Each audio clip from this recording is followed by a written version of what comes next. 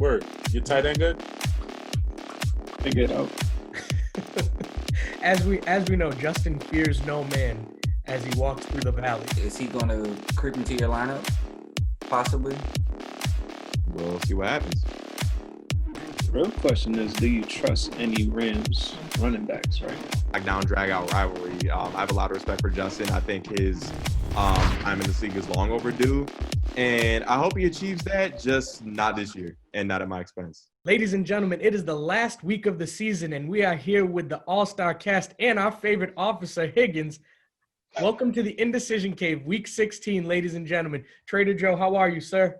Doing good. Good. Commissioner, how's it going, man? I'm on the outside looking in, man. Outside looking in. Officer Higgins, I mean, last time we saw you, your team was like 4-2, 5-2. You were talking a lot. Antonio Brown was rejoining the league. What happened? Life comes at you fast. Yes. Officer Higgins didn't make the playoffs. No, I did not. Yikes. And then we have our other two, a host, the host with the most, 9 Pause. Hey, yo. Whatever. We got Justin, who, like we said last week, took care of business, beat Rashawn, first place all season. Jus Blaze, how you feeling, man? I'm chilling, man. I'm just here to remind y'all that kickers' lives still matter. And his opponent for this week, Week 16, and our The Indecision Cave Championship, one-time winner, looking to become the first two-time winner in league history. Mahon, how you feeling after beating your cousin? I'm feeling sensational. I'm feeling like the, better family member. Christmas is definitely about to be live. Yo, great. He lost to me in the other league, yo. Don't even give him all that props, yo. And that's why I have kindergartners. Christmas gifts. Other leagues don't matter. I hear you, but he ain't go 2-0. That's all that matters. Go talk to your other leagues. I'm out, yo. We're gonna get right to it, ladies and gentlemen. We got the two folks here who are the matchup of the week. And right now, if you look at the lineups, Justin has gone against his usual mantra and actually has a starting lineup in the system so far and is projected to score 131.5 points to Mahon's 136.2. Justin, you're the underdog heading into this championship after serving as first place all season long, man. What is it going to take to pull out a victory this week? Well, first thing, am I really the underdog? From a points perspective, I'll never say you're the underdog, man. You've shown us, at least in this league, that you are the team to beat. Except he has no championship. Oh, yeah, that's also true. Joe, where's the trophy at? It's step by step, man. At first, I had no playoff wins. Now I got a playoff win. So I just got to keep the momentum going. Like I said before, the mission is great. It's not complete yet. I need this chip. So, right now, the lineup that I have is tentative to change. I just put something together just to see how I match up. But I got a couple of things on my bench. I got to find out what's going on with James Robinson. There's a little bit of questionable with his ankle. Got to see what's going on in Washington.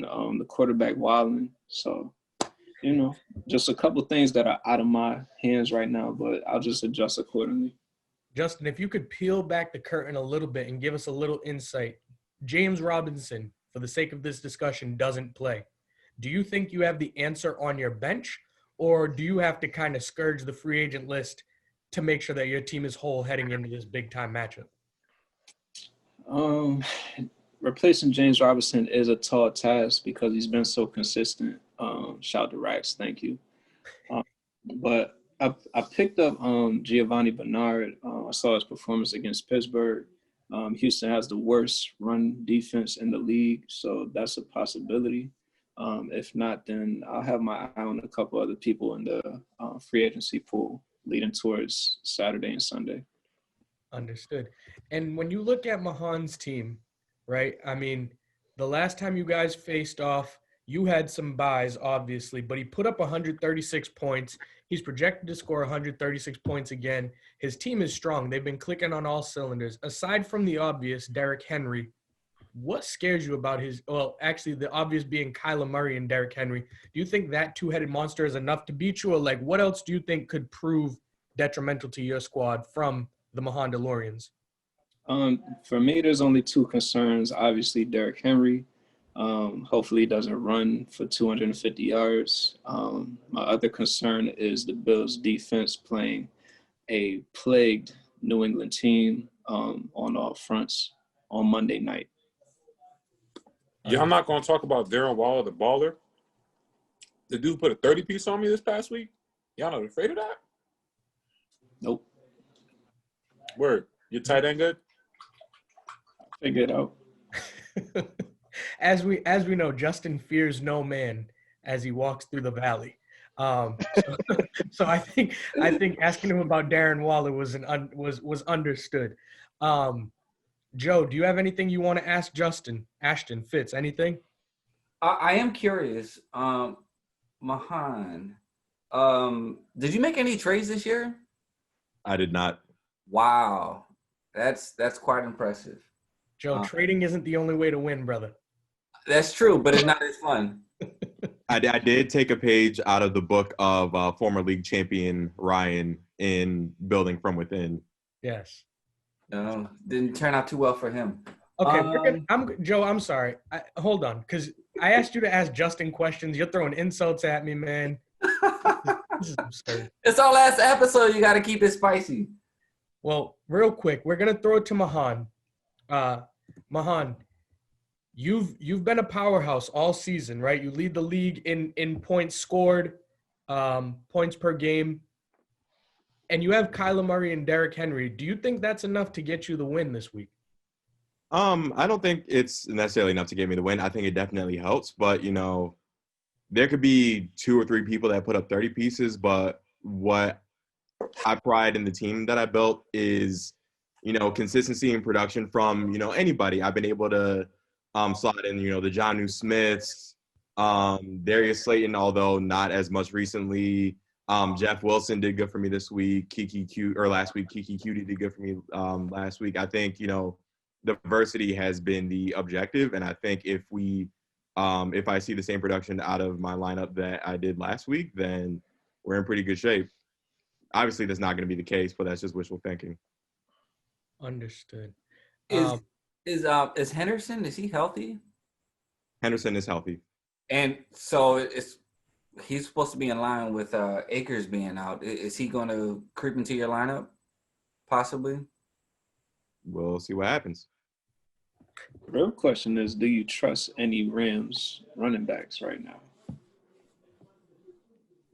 Not with confidence at all. I mean, this is my second go-around with Darrell Henderson. We took a little bit of a break, but with Akers back out, Henderson is back in. You simply don't trust any Rams running back. I think next season Akers is going to be the undisputed guy, but it's this season, and there's not much left of it. Mahon, I have a question that makes me wonder if in any way you think you're overthinking things, right? So the Bills, from a fantasy perspective, have an ideal matchup going against the lowly Patriots, but they're the 18th ranked defense from a fantasy perspective. And on your bench, you have the Dolphins, who are number 4, and they're going against a Raiders team without their starting quarterback.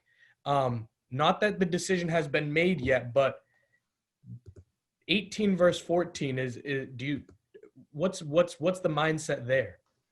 Well, I think the mindset, and again, my lineup isn't set yet, so I think it's just a matter of, deliberating, weighing pros and cons and seeing what we roll with. But as far as the Dolphins defense is concerned, going against the Raiders, they are facing a couple players that I have in my lineup, specifically Josh Jacobs and Darren Waller. So there's definitely kind of like a seesaw in terms of how that could benefit and hurt my team having all 3 of those in the lineup.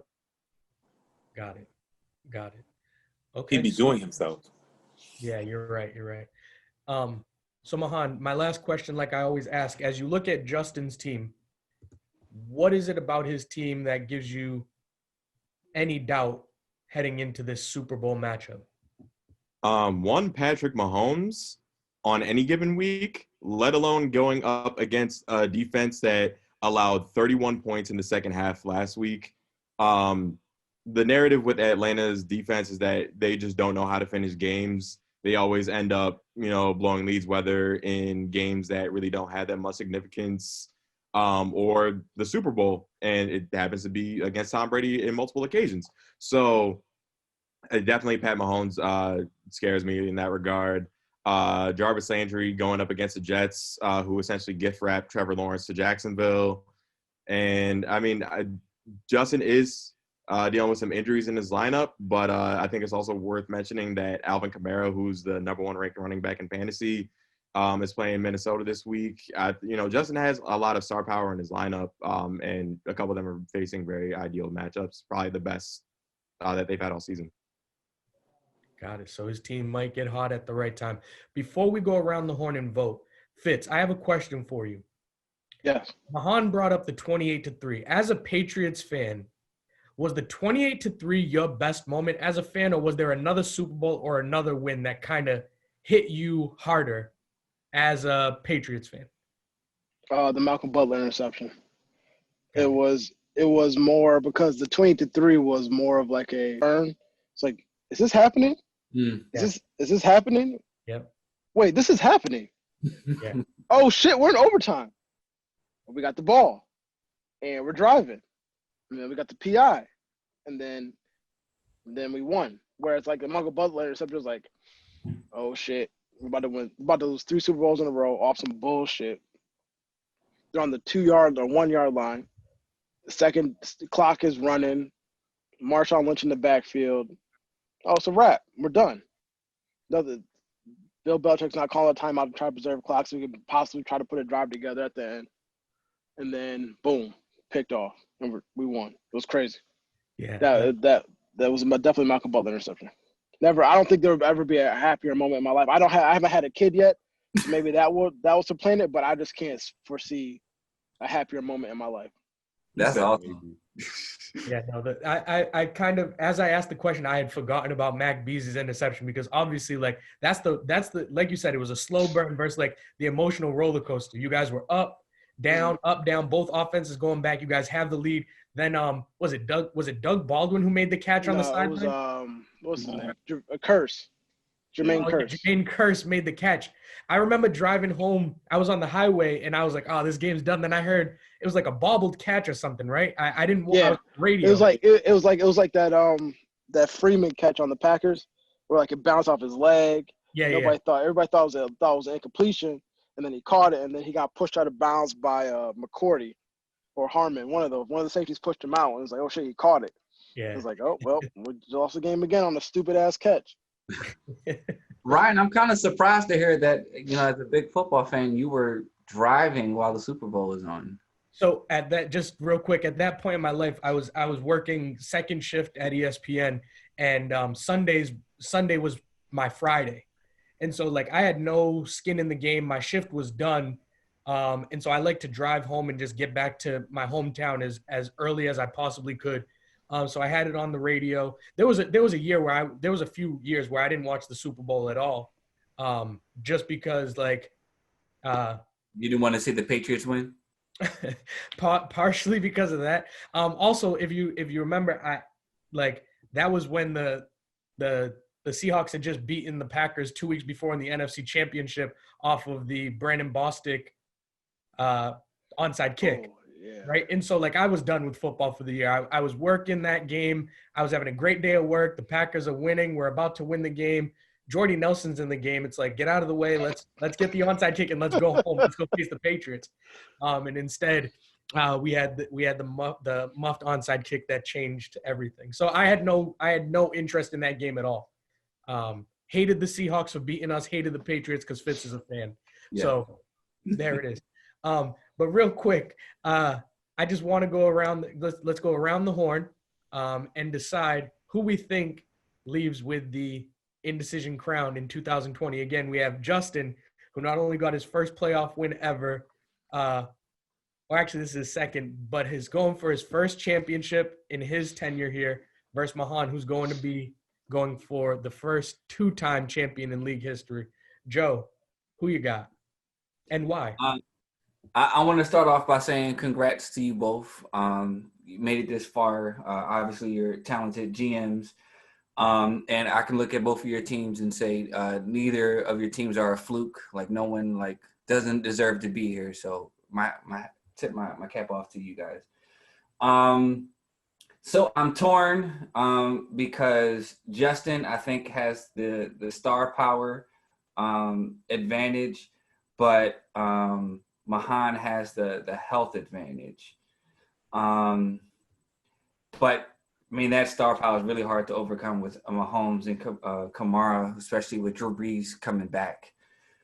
So that tilts the scale for me. And not to mention that I root on Justin just a little bit more because I gave him scary Terry McLaurin. And, I would hate for him not to take advantage of, trading some draft capital next year and not come back with something. But I think it's going to be a close game. But yeah, I'm going with Justin, projected to win. Fitz, as you take a look at these lineups, who do you have coming out with the victory and why? I have Justin coming out just because I feel like Justin's tenure in this league, he gives me like mid-2000 Colts vibes. Like a lot of regular season success, but always having issues in the playoffs.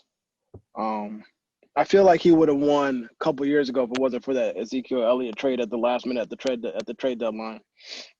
Yeah. I feel like Justin's time is now. He's put the work in. He's very consistent, and so I see Justin taking it home. I hear you. Ashton, Kamish, who do you got winning this week?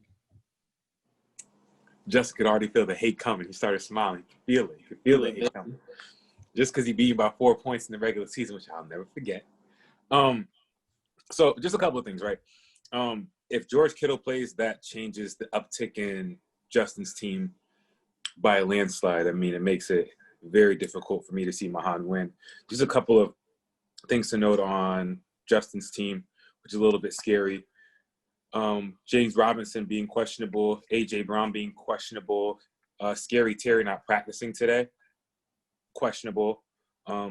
Salvin Ahmad in his starting lineup with the possibility of Myles Gaskin playing this week, questionable. And so I just see a lot of red flags on Justin's team. And also he's projected to lose. And so I see after Mahon gave me a shellacking, he put 170 on me. Like, his team can go off at any given time, at any time. I don't see that coming out of Justin's team this week. I think the matchups are a little bit tough. A.J. Brown plays the Green Bay Packers. Is Jair Alexander healthy, Ryan? Yes, sir. Yeah, that makes it tough. So I'm going to go with Mahon. I'm going to hopefully keep the winning in the family. So, I mean, just off of matchups, I think Mahon takes a slight edge.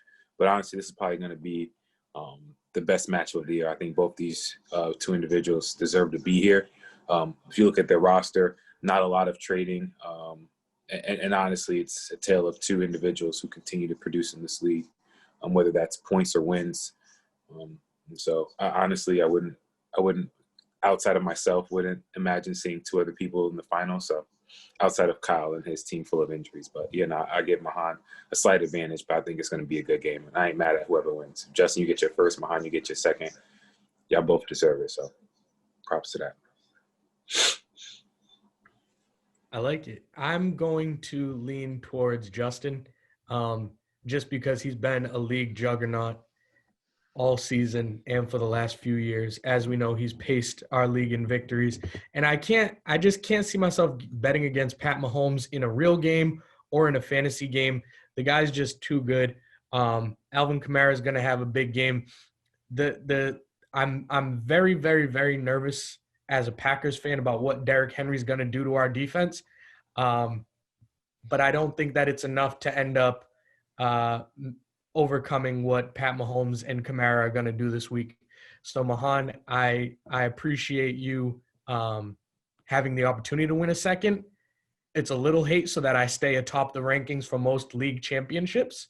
But I still think Justin's gonna find a way to come out victorious this week. Justin, are you okay with that, man? Is this a jinx that you didn't want? I'm chilling. All I do is put in the lineup, let them work. Only thing we could go off the last matchup. We didn't have Pat Mahomes in that matchup, so we should see a difference in this head-to-head matchup.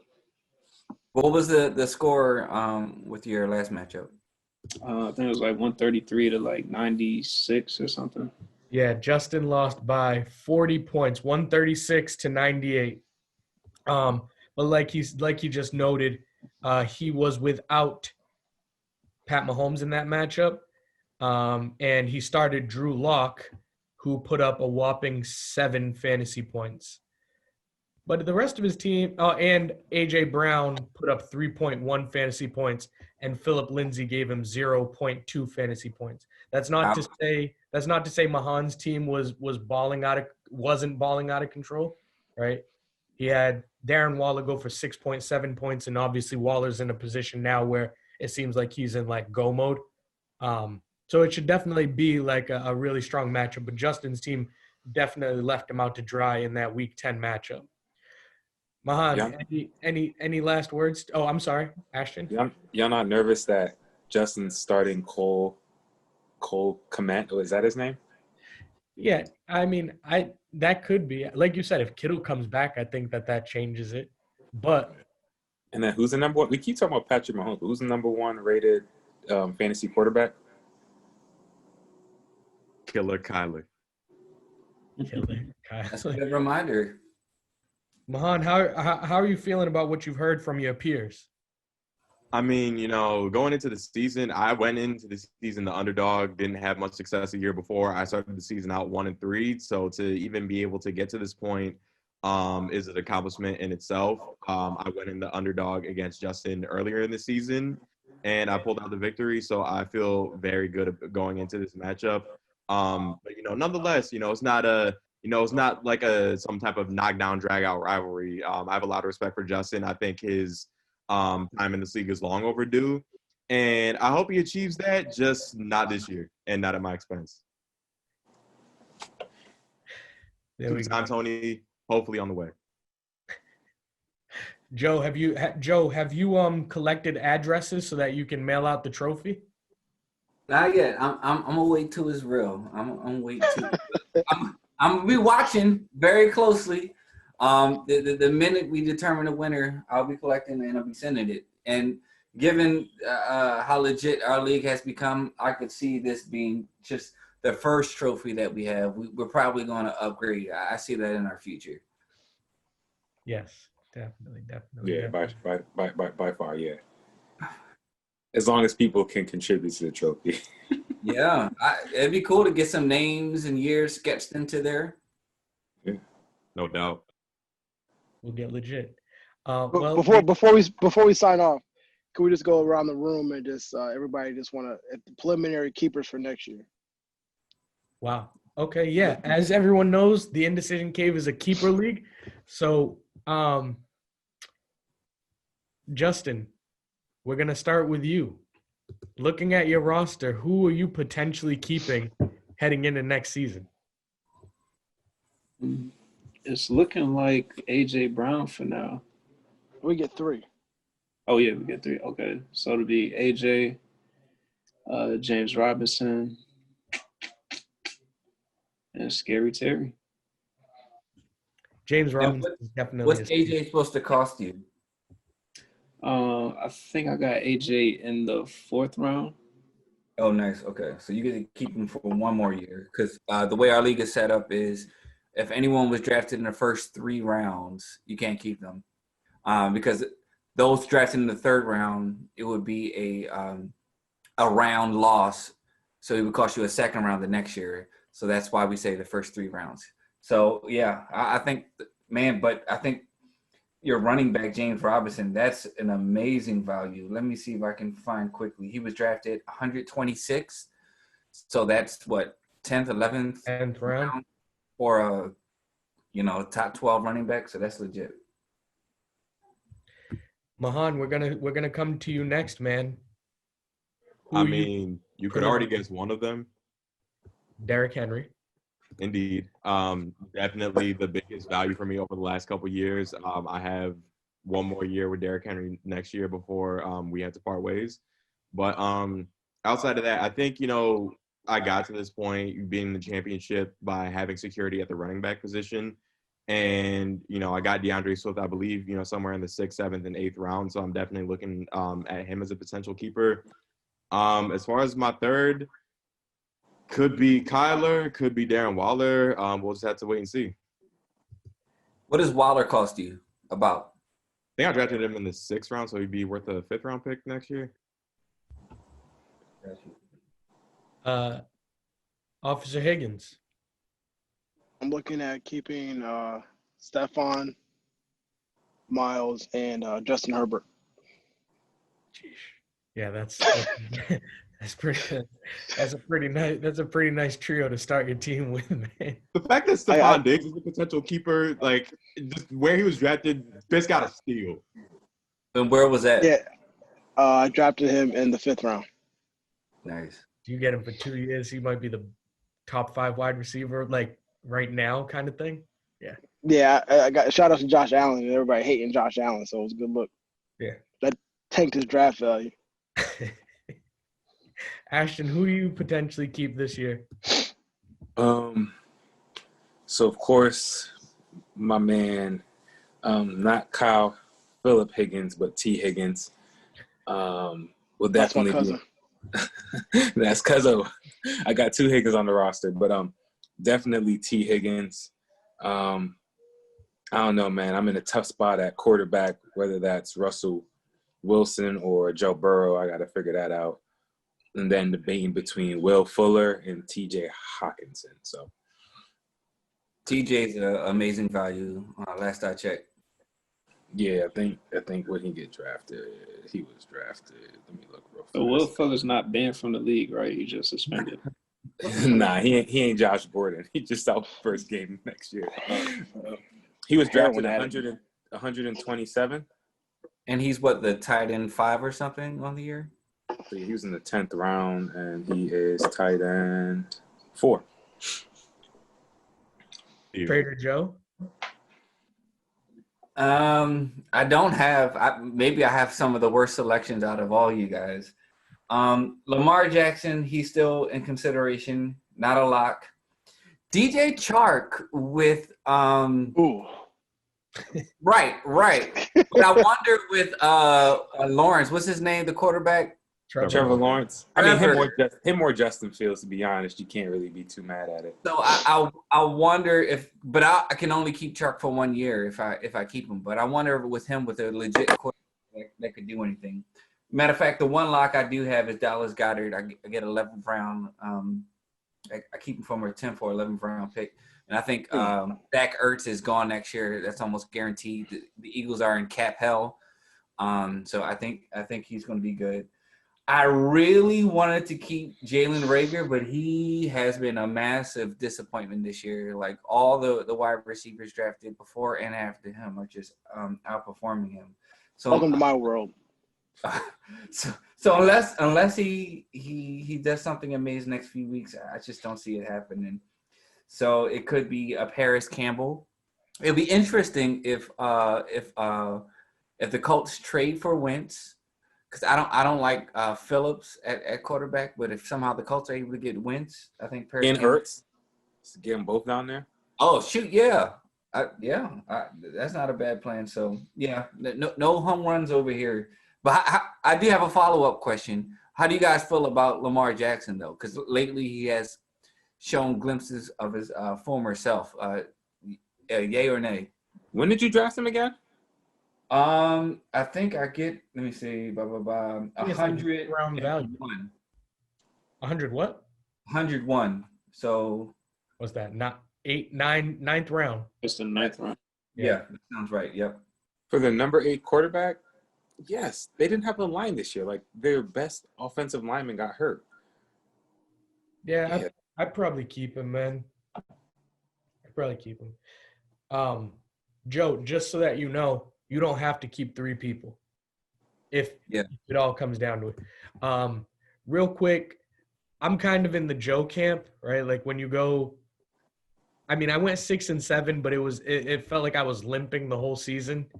I think honestly, if the Jets make a decision on who they're going to start at running back, I think LaMichael Pirine, just having a starting running back, whether he ends up coming off my bench or not, he wasn't drafted, so we'll see what they set his value at. Logan Thomas is the number 5 tight end. We'll see what his value's at. He was a waiver guy, and then I went and I picked up Matthew Stafford because I saw that Justin grabbed him in the last round. So assuming that Stafford, he drafted him in the last round. So assuming that Stafford is okay, like I'm dealing with all waiver kind of stuff. Pirine as a waiver, as a starting running back, Logan Thomas as a top 5 tight end with waiver value, and then 16th round, Matt Stafford, getting him for the 15th round to not have to worry about quarterbacks. But no, I have Stafford, who's averaged he averages like 15, 16 points per game. That's not a bad floor to start. What about Tyler Boyd?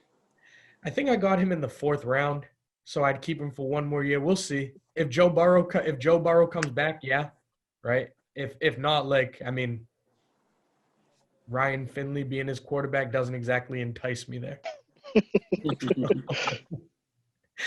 So we will see. Fitz, that was a great question, man. This is why we need more of you. We need you here more often.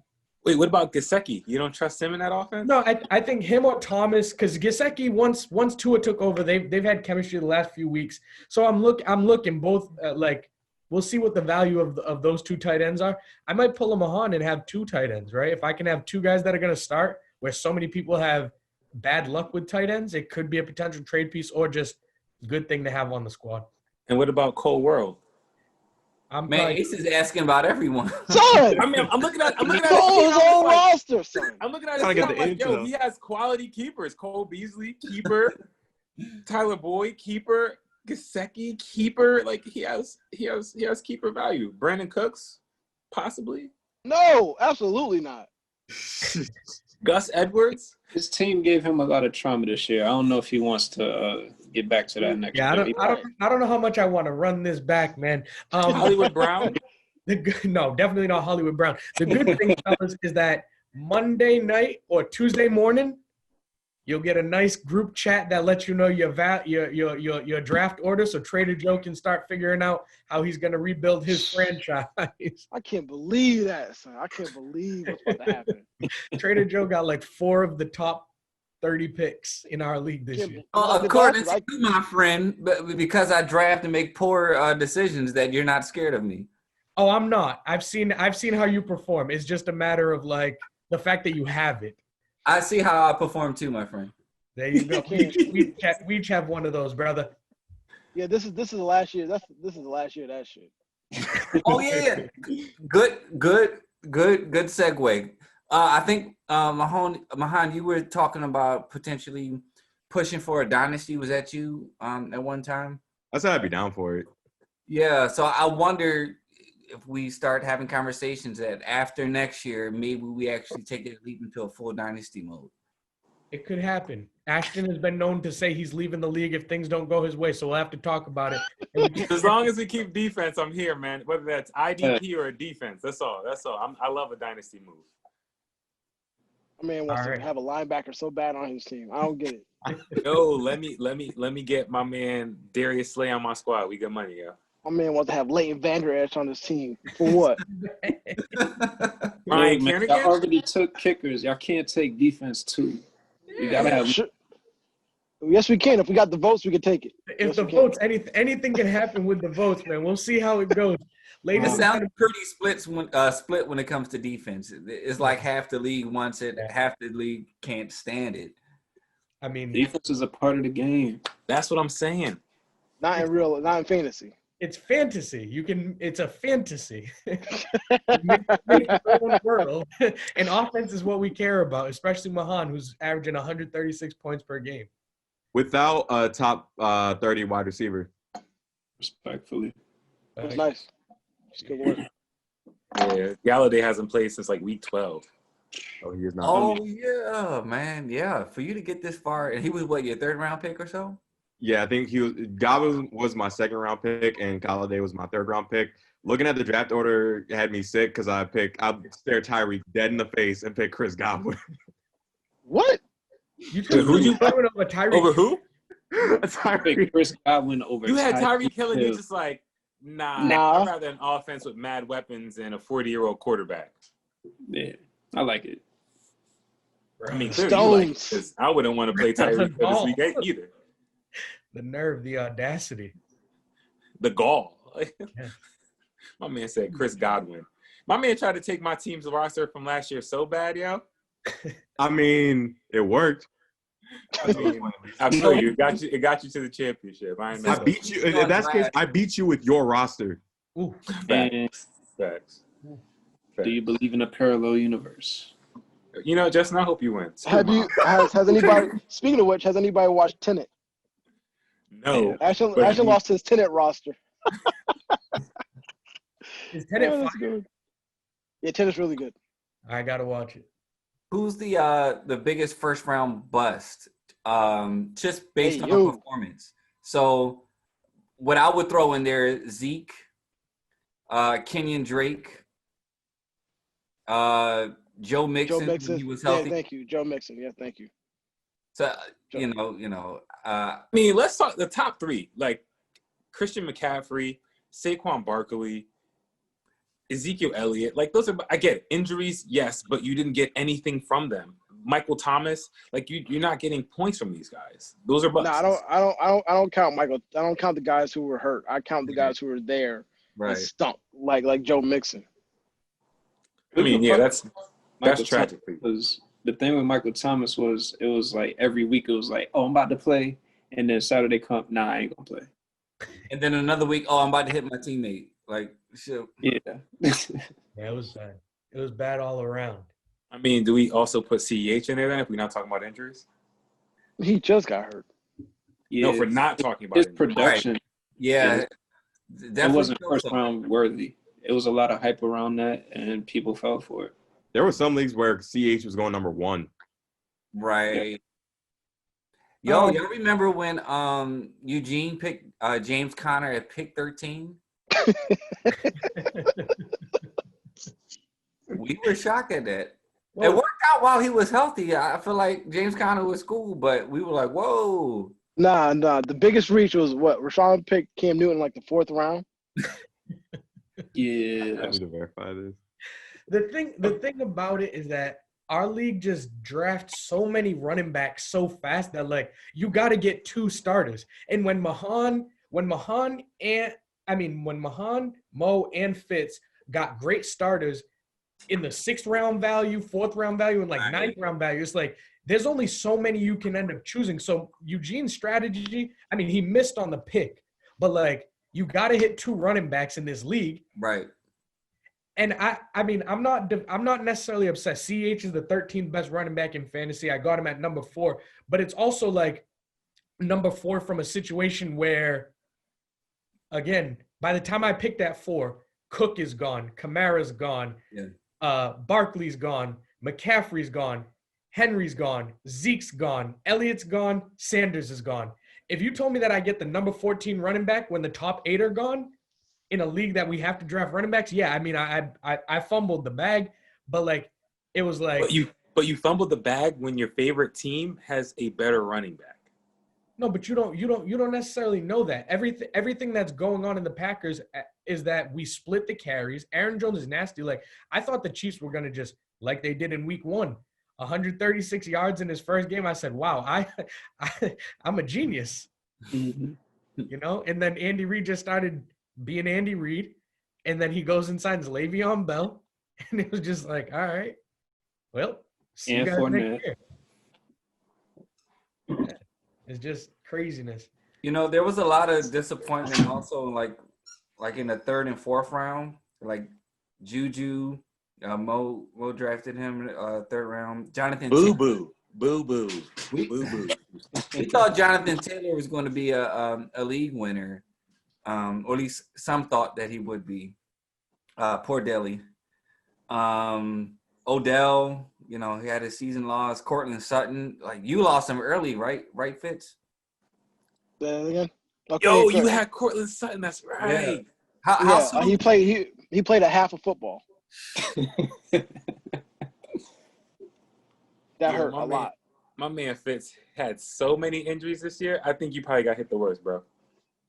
It's possible. It's quite possible. Like James White at one point, Miles, Joe Mixon hasn't played since last year. Yeah. Cortland Sutton, like Mike Evans at one point. Like you went through it. Stephon Diggs was good. Everyone thought Fitz was going to run away. A few I weeks. never thought that. I never thought that. Oh, I was 5-2 and I felt great. And then Yeah, you had a crazy value with Antonio Brown. We saw what he did when he joined Tom Brady last time. Like you had him for free, basically. then I Bro, went he has 1-6 on the Devontae stretch. Adams on his team. Like that man scares me at any point in time, yo. He like literally that's the one fantasy player I'm just like receiver. I'm like, I'm afraid to play him every week. Every week. Yeah. Didn't Fitz have the highest point total this year? And again, No. You come on, man. No, in a single game. In a single game. Oh, yeah. yeah, single game. The Not Arthur Handy's 170 piece weekly.